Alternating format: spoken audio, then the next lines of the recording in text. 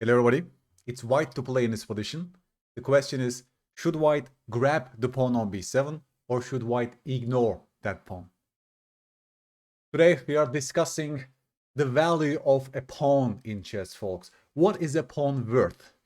Should we grab that pawn? Should we ignore that pawn? Or should we defend that pawn or ditch that pawn? That's a key question. Our beautiful game, chess, has three dimensions, right? Material, quality, and time. Sometimes you can give up material like a pawn and gain time, or you increase the quality of your position. There are constant trade-offs between those three dimensions. That's why I personally love this game. It's so complex and so beautiful. And yet, I notice as a coach, people have trouble when it comes to ignoring pawns. They tend to have materialistic tendencies. Whenever there's a pawn grabbing option, they just go for it and they lose objectivity. They don't really engage in those trade-offs of what am I giving away by taking that pawn, for example, right? So today, this video will investigate the value of a pawn. We will see those trade-offs, and in the end, you will become a better and a more objective chess player. And then you will appreciate, right, the other two dimensions in chess. This way you also fight against materialism. Okay? Folks, let's go back to this position. Rook takes b7. That's a bad move. Why? I want you to tell me why is this a bad move.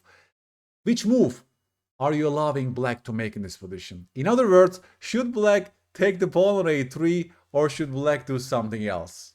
Yes, folks. Black should ignore the pawn and increase the quality of their rook. Look at this.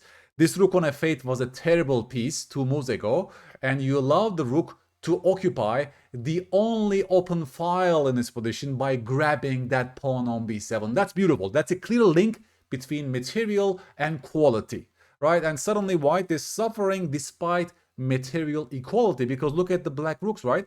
Their quality has increased tremendously. And now you're suffering. There are issues like rook c2, rook b2. So if you start defending your stuff, they will invade on the third rank, hitting the pawn on g3. You see, they captured the initiative. They increased their coordination. And this pawn on b7 was not worth it. From here, it's just a big problem for white. You see, look at your rook. Your rook has to cry to defend against their rooks on the third rank. This was not worth it, folks. Okay, so just to go back to this initial position, instead of rook takes b7, please tell me what's the best move for white. Folks, the best move is of course rook c1. Look at this. Now it's you who occupy and fully dominate the only open file. You increase your quality. You ignore that pawn. That pawn is not going anywhere at all. You will take it on the next move, and then you will invade the 7th rank with your rooks. Isn't it beautiful? And here black has to be careful to save a draw. If black, for example, goes ahead and grabs the pawn, then obviously you take the pawn on b7. Now you take it because you see, rook c7 is coming next and the rooks are still suffering, and it's black who needs to find this resource, f4, to activate their rook. But I mean, you see, right? Our rooks are beautiful in this position, and you just invaded the 7th rank. The position is objectively equal, but that was white's goal from the initial position, right? You're down a pawn and you have to be very careful and not to grab the pawn blindly and give this domination to the black rooks. Rook endgames, especially, guys, the value of activity is going higher. So when you're playing rook endgame, your first and foremost priority should be, how do I activate my rook, right? You can ignore pawns like that in rook endgame. Activity and quality becomes crucial factors. So obviously, right, all the signals was there for us to ignore the pawn. This also connects to the opponent's resources, folks. I talk about this in my calculation videos. Whenever you make a move, you have to actively search for the best response by the opponent, right? You must see rook c8, for example, as their next move before you go ahead and grab the pawn. What I noticed as a coach is that, as I said, whenever there's a pawn grabbing option, people lose objectivity. That pawn, you might say, is acting like a magnetic pool, right? Like a marshmallow. You cannot resist it, right? You have to have the self-control skills to regain objectivity whenever there's a pawn grabbing option. So folks, please, that's a great lesson from this example, that gain objectivity and look at those trade-offs between material, quality, and time. In the first example, we ignored that pawn because our quality would decrease and we would give away quality to the enemy. In this example, I will show you a position where grabbing a pawn is giving away the time advantage, right? b5 is on the board, folks. Please read the board and tell me whether white should grab the pawn on b5 or should white ignore that pawn and do something else. Folks, the b5 pawn is not worth taking here, because if you take that pawn, you're giving away the time, right?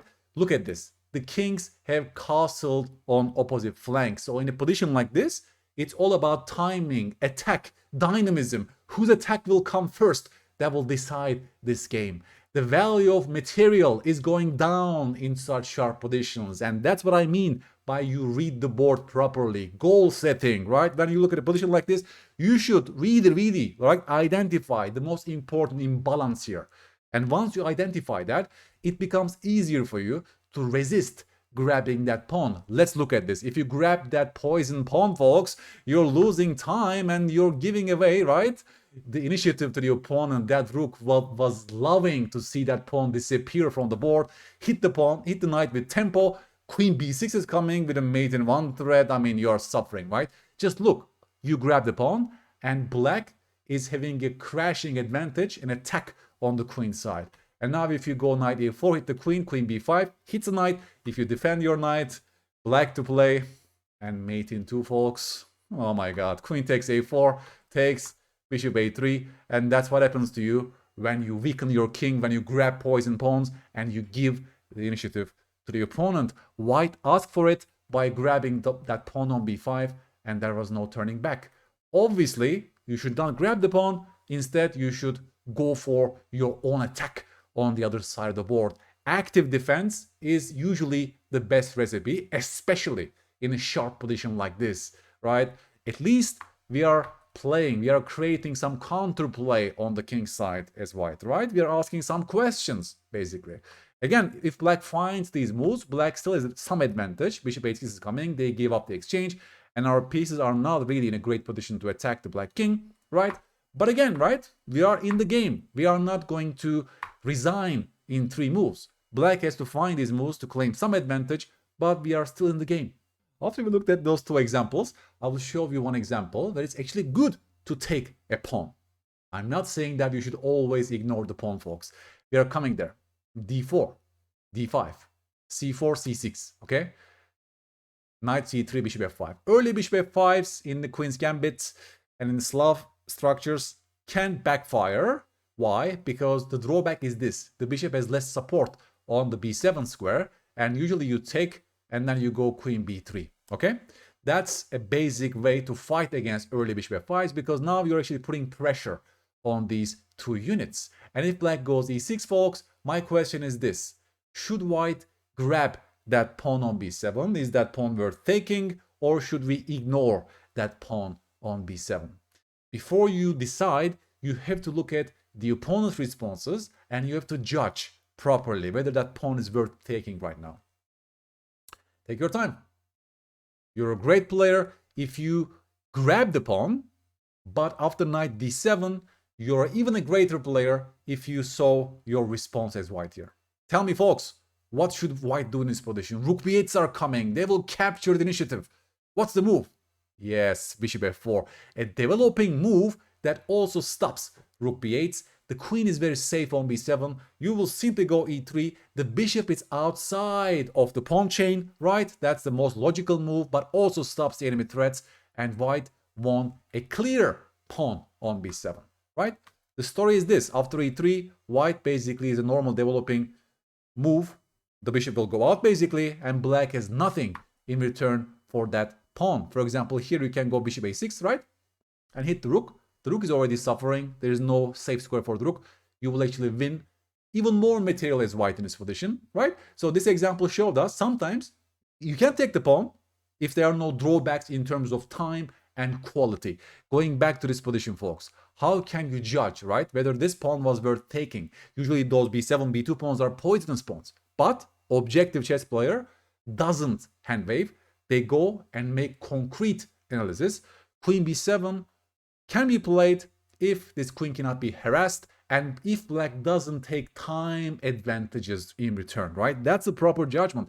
And here you also see the importance of short calculations, right? 3-ply calculation, queen b7, knight d7, bishop f4, and white gets everything they want in the opening, plus black has no activity compensation or even like quality compensation for that pawn. Finally, this will be your homework position, folks. It's white to play, and the question is, should white grab that pawn on h6 in this endgame? Okay, that's an endgame of Alexander Grishuk with white pieces. It's a beautiful game, but I want you to tell me whether that pawn is worth taking on h6. Okay, go through the process. You know exactly which process you will go through, and please tell me whether that pawn is worth taking. If you don't think it's takeable, then tell me what should white do in this position. Okay? Guys, the message is very clear, I think, from this video. I think these are very interesting positions to observe and look at, because we are really, right, what we are doing in those positions is that we are fighting against this blind materialism. What I noticed, especially until around 1500 ELO, people have this one-dimensional thinking. They only evaluate positions in terms of material. But, as you know, right, king safety, piece activity, they actually signal the quality of a position, and they are more important when you evaluate a position than material, right? Checkmate ends the game. Obviously, king safety is the #1 criterion that you should judge any position. And all kind of material aspects must be, you see, must be compared to these quality elements. Piece activity is more difficult to measure, right? How do you measure a piece activity or coordination in chess? AlphaZero is a beast. That's why AlphaZero gives 3 pawns to increase the quality of their position, right? Those neural networks, they're just amazing in judging the quality element of chess. And by looking at those positions, instructive positions, right? By comparing those elements, we can actually get better at this. That's what we are doing. We're actually getting better in evaluating chess positions, right? That's a multi-purpose training, folks. We learn to become more objective players. We learn the trade-offs between material quality and time, but we learn, right, to evaluate a position in chess. I have a Chessable course coming up about this theme very soon. It will be published sometime next month, folks. I'm very excited about this course. As I mentioned, you'll train all these things in a single course. I've noticed many people broke their barriers after studying this course. I gave this to some of my students, and I very much believe in the value of this training. Please give me feedback, like and subscribe if you like this video. That's very important for me to be able to continue producing this series, folks. And I will catch you on the next episode on the subject of whether we should defend the pawn or whether we should ditch that pawn, the other side of the same coin. Bye.